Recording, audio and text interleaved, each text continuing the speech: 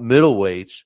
And I told you we got an undefeated up-and-coming middleweight who's defending. He's the current NABF middleweight champion. He's defending that title this weekend, taking some time off from training. Ladies and gentlemen, boys and girls, children of all ages, joining us right now is Francis Hogan. Frank the Tank Hogan joins us. What's up, brother? Can you hear me? Hey, how's it going? Oh, okay. I can hear you. Can you hear me? But how you doing? Yeah, I can hear you good now, man. Thanks for joining us. I know you're getting ready. You're at the end of your training camp. You're fighting Saturday. Yep. So how's that going? You ready for the fight? Yeah, I'm ready for the fight. Saturday. Ready? Oh, yeah, I'm always ready. Hey, listen, as I'm looking through you and your career, in 2024, you fought two guys that were supposed to let you go rounds, and you blew them both out. I'm talking about in September of 24, you blew out Rondon in one round. And Elvin Ayala, who was supposed to give you rounds for that fight, you took care of him in two. Have you, since then, do you look for the knockout, or did they just come?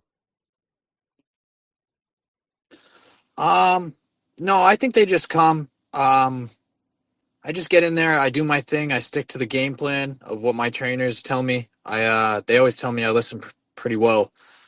So I listen to my corner and I stick to the game plan from the training camp, and I go in there and try to execute it. But if the knockout comes, the knockout comes. I don't try to look for it, because that's usually when a fighter gets clipped and hurt, or the table's reversed, so I don't want to have that happen to me. No. Hey, listen, it's this weekend. You're fighting a tough veteran who's basically seen it all. Alate is what I would call a true definition of a gatekeeper of sorts, because he's durable. He comes to fight. He's been in there with all the top guys. Do you think a win over Alate this weekend will open up some doors for you? And do you feel you have to stop him?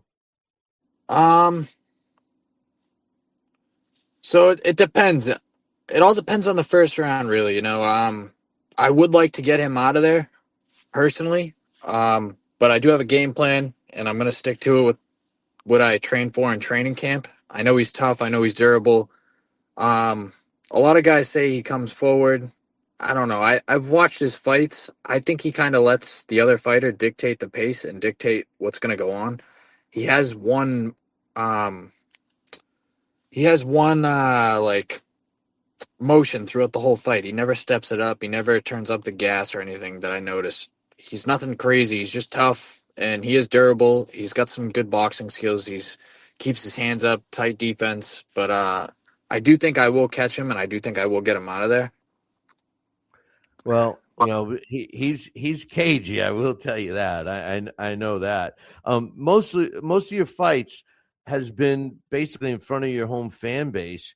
Now, Yep. Do you think that this helps you, or do you think it puts more pressure on you to perform well in front of them? If I was being honest, I'd say it makes me feel like I have more pressure on me all the way up till we get to like walkout. And then once I'm about to walk out, I mean, then I kind of just forget about the crowd and the fans, like they can't get in there and fight for me. So it's all on me then. Yeah, no, I'm glad you answered that honestly, because a lot of fighters they don't admit it, but it's true. I mean, it's like if you're doing something in front of a sibling, you always want to do it as best you can, and when you have all this support that's been following you for all these years, I could imagine that it's added weight on your shoulders. So that's cool that you're able to balance that. I've seen you live a couple of times at the Connecticut casinos there, Mohegan Sun and Foxwoods. And, for your weight class, you're pretty tall, you got a good reach, and you're a southpaw. Do you feel that really helps you set up that knockout punch, when you're utilizing your jab and you're able to land a knockout punch with your left that a lot of orthodox fighters have trouble seeing?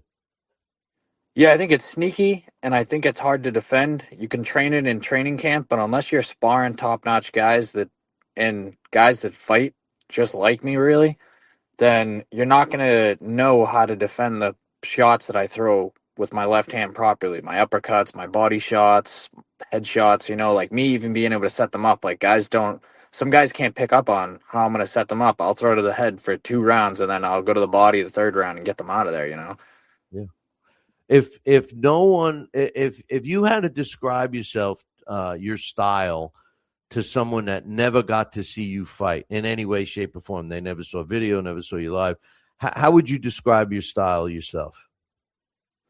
Um, I'd say I'm a boxer, puncher, and I can really fight in any predicament. I can fight in the inside. I can fight from the outside.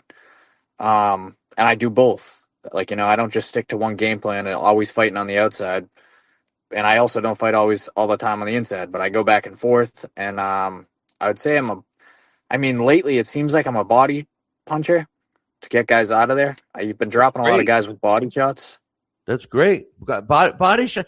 Listen, body shots. Well, listen, you're trained. I know you're working with a good team, so I'm sure they say the same thing. But body shots breaks down an opponent. They're hard to come back from. But Yeah. I got one last question for you. I know and your team definitely knows that a really good performance this weekend against Alate is going to open up some doors. I was talking about it earlier, how hot the middleweight division is, especially there's a lot of, younger fighters like yourself that are right on the cusp, and a good win is definitely going to open those doors. Have you prepared any differently for this fight, because of that extra? Not only you got all your fans there on your shoulders, you got the weight of a good performance coming up that's going to open some doors. Have you trained any differently? Um,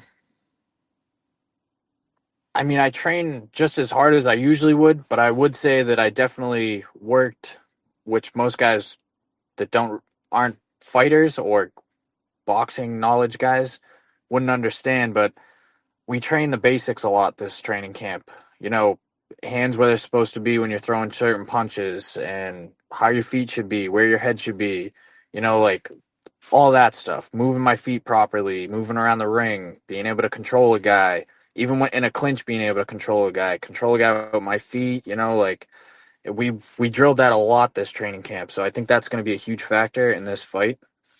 Um, yeah. Yeah, no, that's good. Hey, listen, do you think that you have any predictions of how the fight's going to go? Like, do you think I know you mentioned earlier you think you're going to eventually get him out of there, but do you have a prediction? You want to pull on Muhammad Ali and give me a round, or what do you think? Um, yeah, I'd say, I've never asked anyone to do that before, so I really yeah. put you on the spot. No, no, no. If I was going to give you a round, I'm definitely going to try to break this guy down. I know he is cagey, like you said, and he is tough. I'm going to break him down, and then I'm looking to get him out of there, hopefully by the sixth round at least. Sixth round. All right. All right. I'm And going I'm to give I'm definitely in shape for it. So Well, that's 99% of it, right? yeah, I mean, it's got to be, But anyway, listen, good luck Saturday at the North Shore Music Theater in, what is it, Beverly? How do you pronounce that? yeah, Beverly? Beverly, yep, Beverly, Beverly, Mass. Mass. Yeah. Hey, I murder everything, so I didn't want to mess up the town where you're going to be in, but I'll be promoting where they can get to tickets and stuff a little bit later. But I appreciate you coming on. I know it's real close to the fight. So after you win and defend this, you come back on and we'll have a more relaxed, so you won't have to worry about fighting 3 days from now. Yeah. All right, sounds good to All me. right. And anybody that is getting tickets that's listening to this, use code Hogan. Remember, use code Hogan, Hogan, and follow Does me it on Instagram.